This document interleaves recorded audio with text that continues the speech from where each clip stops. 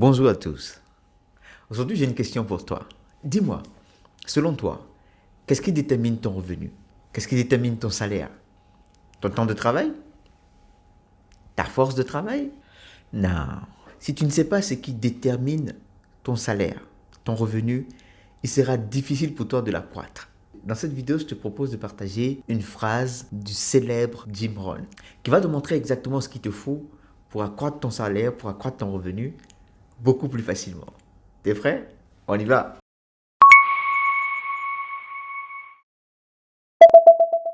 La phrase de Jim Rohn qui a changé la vie de plein de personnes, qui a changé d'abord la sienne et ensuite la vie de plein de personnes, c'est la phrase suivante. Travaille 2 fois plus sur toi-même que tu ne travailles dans ton boulot. Ça ne veut surtout pas dire qu'il faut tricher au boulot, ça ne veut pas dire qu'il ne faut pas travailler au boulot, qu'il ne faut pas se donner à fond. Ça, c'est une question d'habitude. En fait, si tu as l'habitude de travailler au boulot comme un paresseux, ça sera ton habitude. Et partout où tu vas travailler, tu travailleras comme un paresseux. Si tu travailles à fond, ça sera ton habitude. Partout où tu seras en train de bosser, même pour toi-même, tu vas bosser à fond. Ça, c'est une autre paire de manches. Mais ce qu'on essaie de dire ici, ce que Jim Rohn essaie de dire ici, c'est que quand tu finis de travailler à fond dans ton boulot, travaille 2 fois plus sur toi-même. Pourquoi? Parce qu'en réalité, ton salaire ne dépend pas du temps de travail que tu mets au boulot. Ton salaire ne dépend pas non plus de la force de travail que tu mets au boulot. Je veux dire, il y a des gens, certainement dans ton service, dans ton boulot, qui travaillent moins d'heures que toi et qui sont payés plus que toi. Tout comme il y a des gens dans ton boulot, dans ton service, qui travaillent physiquement, je veux dire, moins que toi et qui sont payés plus que toi. Donc en réalité, ce n'est pas le temps que tu mets au boulot, ni la force que tu mets au boulot qui détermine ton salaire. Tu n'es donc payé ni en fonction du temps de travail, ni en fonction de la force de travail.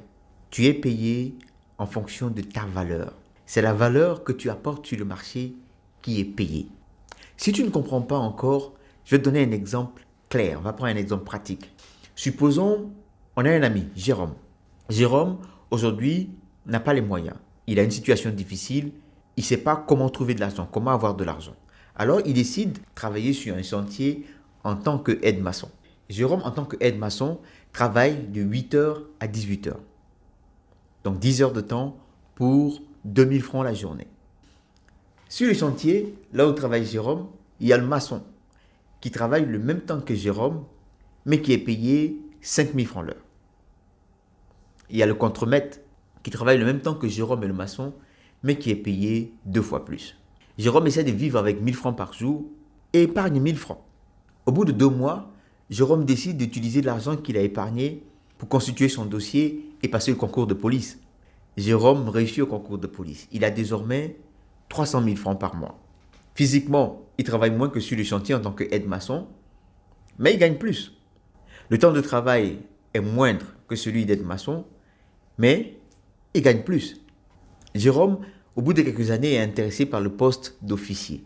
Il va alors commencer à augmenter ses connaissances et passer le test.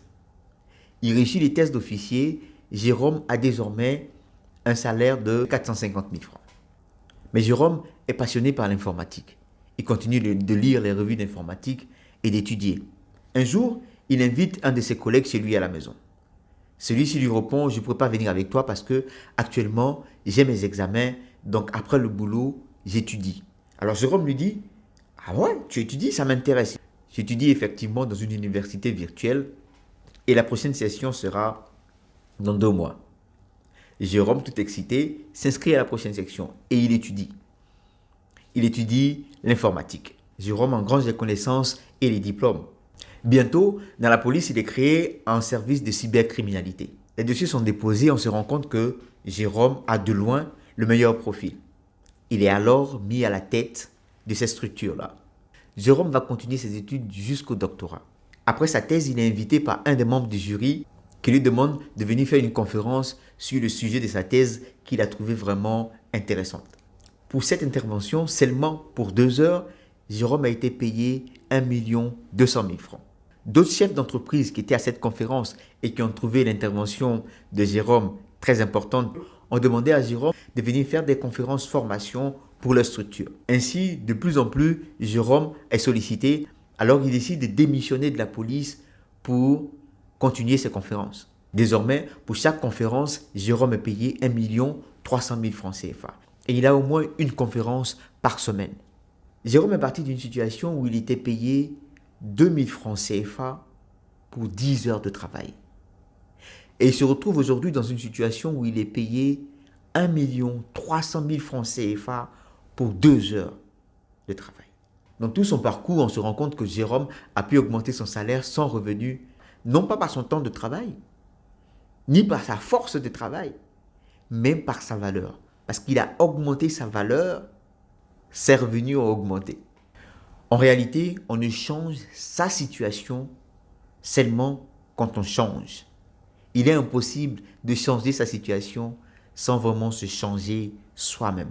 C'est pourquoi il est important chaque jour d'essayer de devenir la meilleure version de soi-même. C'est seulement de cette manière que ta vie va changer. J'espère que cette vidéo t'a permis maintenant de savoir où tu dois mettre tes forces et ton temps. J'espère te voir dans la prochaine, c'est pourquoi je te demande de t'abonner et d'activer la cloche de notification pour ne pas qu'on se rate. Ça a été un plaisir, on est ensemble.